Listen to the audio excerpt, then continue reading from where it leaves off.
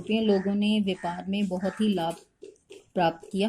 The rulers of several European countries such as Holland, England and France granted exclusive right to group of merchant to start company to trade in east. यानी कि उस European शासकों ने Holland, England, France के राजाओं को उनके साथ व्यापार करने का अधिकार दे दिया। In return ruler receive A share of profit, लेकिन वापसी में वे लोग उनसे लाभ का एक हिस्सा मांगते थे। Thus the East India company was set up in 1600।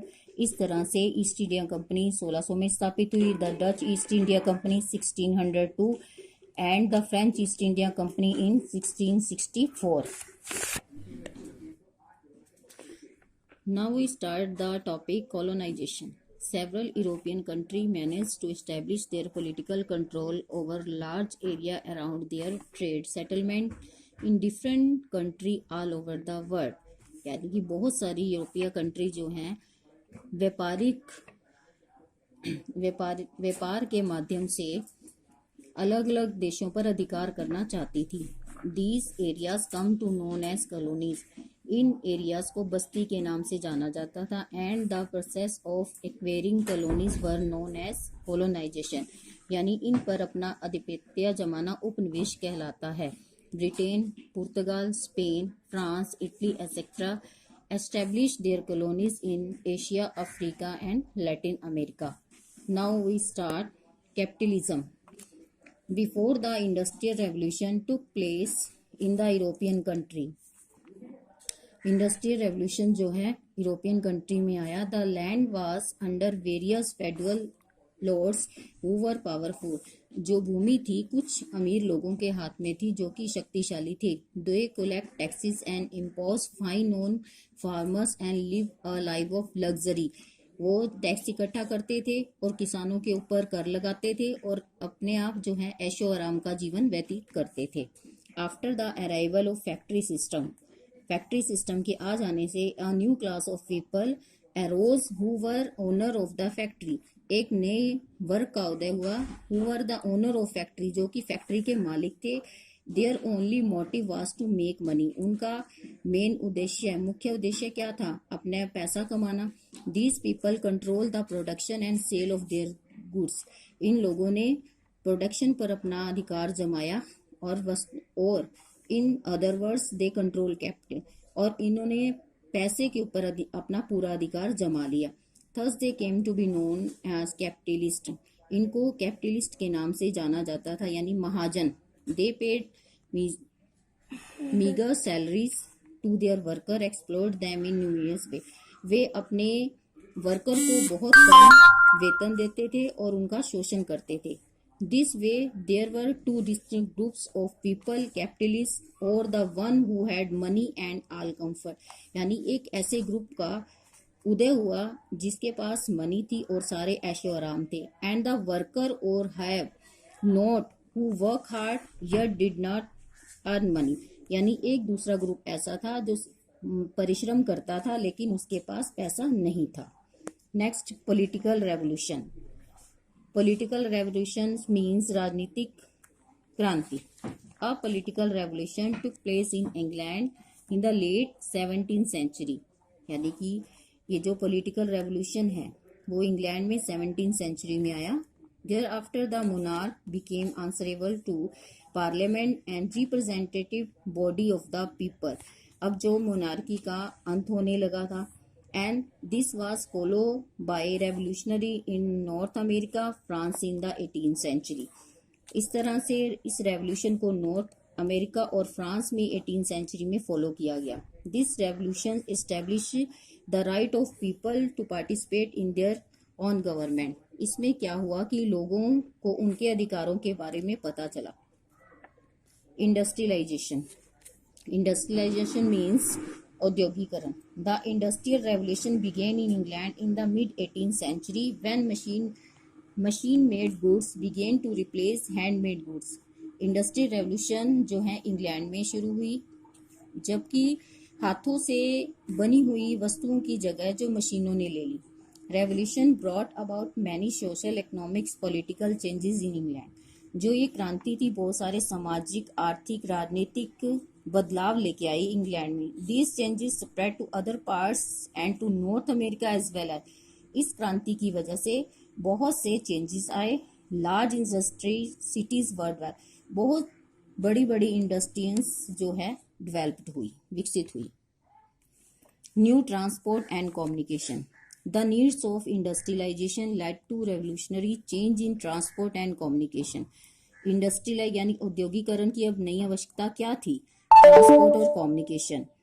Transport यानी कि सामान ले जाने के लिए इधर उधर यातायात और संचार के साधन। Road construction improve vastly and railway and steamships were introduce, यानी रेलवे में बहुत ज्यादा इम्प्रूवमेंट हुई और रोड में।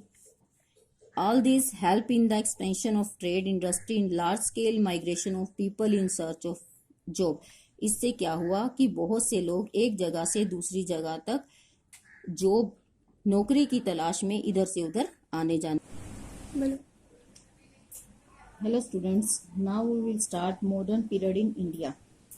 In the medieval period, India attained political strength, economic prosperity, and cultural enrichment under the great Mughal, whose rule began with Babar's accession in 1526 and ended with Aurangzeb's death in 1717। मध्य युग में मुगलों के पास राजनीतिक शक्ति, आर्थिक समृद्धि, सांस्कृतिक रूप से वे समृद्ध थे। जब बाबर का राज्याभिषेक 1526 में हुआ और अंत में 1707 तक और औरंगजेब की मृत्यु के साथ, इसके बाद after this the Mughal empire decline, यानी कि मुगल साम्राज्य का अंत होना शुरू हो गया। And broke up several independence kingdom, और वो कई राज्यों में, स्वतंत्र राज्यों में बंट गया। India became politically unstable and attract foreign invader, और भारत में राजनीतिक अस्थिरता आ गई और कोई जो है फॉरेन इन्वेडर्स जो हैं भारत की तरफ आकर्षित होने लगे। In India the modern period began in mid 18th century. भारत में मॉडर्न पीरियड जो है मध्य 18th सेंचुरी से माना जाता है। Around this time the industrial revolution began in England. इस समय में औद्योगिक क्रांति इंग्लैंड में शुरू हुई। And around the same time The English East India Company began to colonize in India। इसी समय में जो ईस्ट इंडिया कंपनी ने अपने उपनिवेश भारत में बनाए। At this time, later Mughal, the Marathas East India Company emerged as a chief contenders for political supremacy in India। इसी तरह से ईस्ट इंडिया कंपनी और मराठा जो है एक राजनीतिक शक्ति के रूप में उभर कर सामने आए। By the end of 18th century, the company emerged victorious in contest and colonized large part of India। यानी कि 18वीं शताब्दी के अंत में जो है कंपनी ने जो प्रतियोगिता में जीत हासिल की और अपनी जो है उपनिवेश भारत के कई भागों में स्थापित किए। The Mughal Empire finally collapsed after a great revolt against the company in 1857। Mughal empire पूरी तरह से नष्ट हो गया एक ग्रेट रिवोल्ट, एक क्रांति के बाद जो कंपनी के खिलाफ हुई थी। The company was dissolved in 1858 and the British crown took direct control over India. इस तरह से ब्रिटिश लोगों ने जो है पूरी तरह से भारत पर अपना अधिकार कर लिया। In India there was a freedom struggle against the British colonies rule. लेकिन भारत में जो है स्वतंत्रता के लिए संघर्ष चल रहा था ब्रिटिश रूल के खिलाफ, which ultimately led to the India's independence in 1947। इस तरह से भारत में जो है 1947 में जो है भारत को आज़ादी मिली। Thereafter India become a democratic republic. इसके बाद जो है भारत लोकतांत्रिक गणतंत्र बन गया। New regional identities in the 18th century. After Aurangzeb death in 1707 the Mughal empire gradually decline. Aurangzeb की मृत्यु के बाद 1707 में जो मुगल साम्राज्य है उसका पतन हो गया। New regional powers emerge and by the mid 18th century नई शक्तियां जो है उभर कर सामने आई। 18वीं शताब्दी में direct Mughal rule continued only in region around Delhi.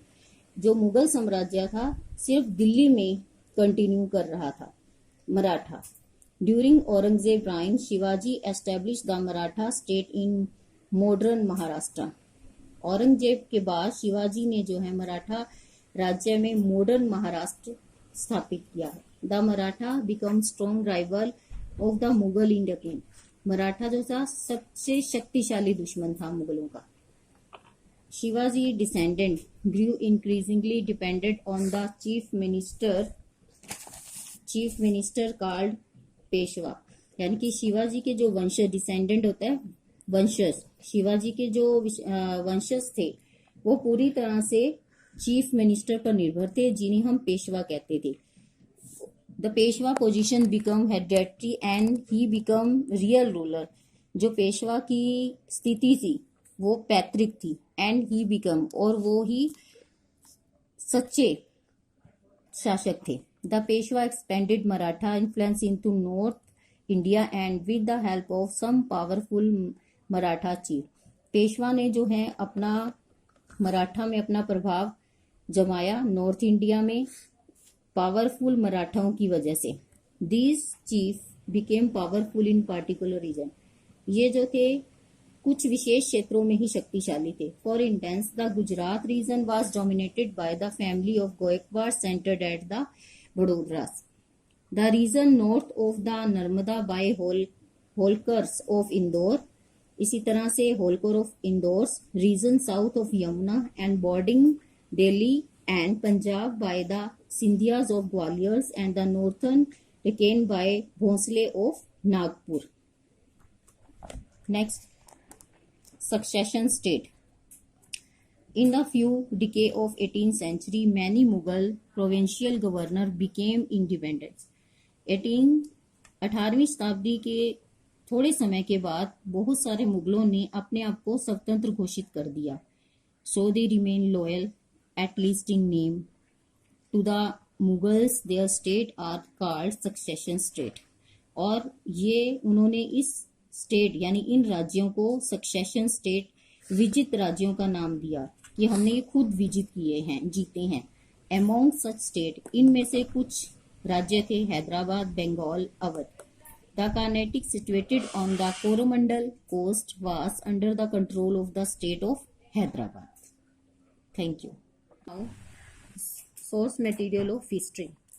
The history of the modern period is derived from the both primary and secondary sources material. यानी जो हमें मॉडर्न पीरियड की जो जानकारी है हम प्राइमरी और सेकेंडरी सोर्सेज से प्राप्त कर सकते हैं। प्राइमरी सोर्सेज मटेरियल, प्राथमिक मटेरियल में क्या होता है? Including archaeological remains, original document, photographs and video tapes. Archaeological होता है पुराने अवशेष, ओरिजिनल हमारे डॉक्यूमेंट जो दस्तावेज होते हैं, फोटोग्राफ्स होते हैं, वीडियो टेप्स होते हैं। सेकेंडरी सोर्सेज मटेरियल में report, review, article, books based on primary sources material. The sources material are available in the following category. Archaeological sources. These sources are comparatively less important for this period than for the medieval period. यानी medieval period से ये कम important हैं। Whatever building and monuments, भवन और स्मारक were constructed during this period, इस period में बनाए गए आर मोस्टली स्टैंडिंग टुडे, जो कि आज भी हैं, are in good condition too, और जिनकी अच्छी कंडीशन है। वी कैन विजिट देम, हम यहाँ पे घूमने जाते हैं, जैसे राष्ट्रपति Bhavan, Sansad Bhavan and India gate in Delhi, gateway of India in Mumbai, Victoria memorial and fort William in Kolkata etcetera are some of sun archaeological sources. Next, literary sources यानी साहित्यिक record. These sources for this period are varied and plenty. ये बहुत बड़ी मात्रा में हमारे पास उपलब्ध हैं। These are original documents which are carefully preserved in archives and museum, जिनको म्यूजियम में रखा जाता है, म्यूजियम में संभाल कर रखा गया है। Official record. During the time of British, there was a system of recording everything. Official record, जिसमें ब्रिटिश लोग जो है हर चीज को जो है वो रिकॉर्ड करके रखते थे। Every decision, proceeding of each meeting were recorded and preserve carefully, और बड़े ध्यान से रखते थे। देवर रिकॉर्ड रूम, उनका एक प्रॉपर रिकॉर्ड रूम था जिसमें एग्जीक्यूटिव, लेजिस्लेटिव, जुडिशरी बॉडी थी। एग्जीक्यूटिव होती है कार्यपालिका, विधान पालिका और न्यायपालिका। Each and every record were well kept, her record को वो अच्छी तरह से प्रॉपर कैटलॉग में प्रॉपर ढंग से यानी कि अच्छे ढंग से वो रखते थे। This led to availability of each government documents and help the history eventually in their study of this period. इस तरह से हम इतिहास की जानकारी प्राप्त कर सकते हैं। Most of the official record of this period are now reserve in national archives of India. इस तरह से बहुत से रिकॉर्ड जो हैं नेशनल यानी कि राष्ट्रीय म्यूजियम, राष्ट्रीय आर्chive ऑफ इंडिया में संभाल कर रखे गए हैं। सर्वे रिपोर्ट यानी कि सर्वेक्षण करना। During the British rule various survey were conducted like population survey, जैसे जनसंख्या का सर्वे करना, revenue survey, land survey etcetera. Mapping was also important part of this survey. Many topographical maps were made by the British during this period. Census operation also started. All these reports are well preserved and readily available to us। यानी उन्होंने in record को बड़े संभाल कर रखा है जिनको हम आज भी पढ़ सकते हैं, जो कि आज भी हमारे पास उपलब्ध हैं। इंडिजीनियस रिकॉर्ड, इंडिजीनियस होता है स्वदेशी दस्तावेज। Indigenous record include the diary and account of pilgrimage and travelers, newspaper, books, novel and leaflet which portrayed the true feeling of an individual। Indigenous में मतलब कि हम जैसे पिलग्रिमेज हैं, बाहर से आने वाले यात्री हैं, न्यूज़पेपर, बुक्स, नॉवल आदि, इन सब से हमें जो है इंडिविजुअल अपने व्यक्तित्व की फीलिंग का पता लगता है। These record could be in English और रीजनल लैंग्वेज, ये इंग्लिश में भी हो सकते हैं और क्षेत्रीय भाषाओं में भी। Dadabhai Naoroji, poverty and un British rule in India highlighted the exploitative nature of British rule.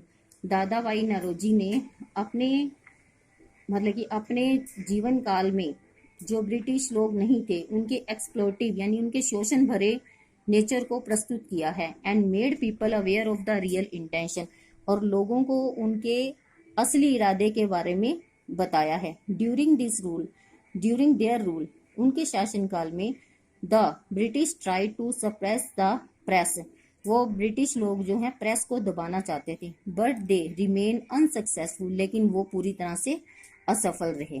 Thank you, have a nice day. Here your chapter is over. I hope you will enjoy and understand it.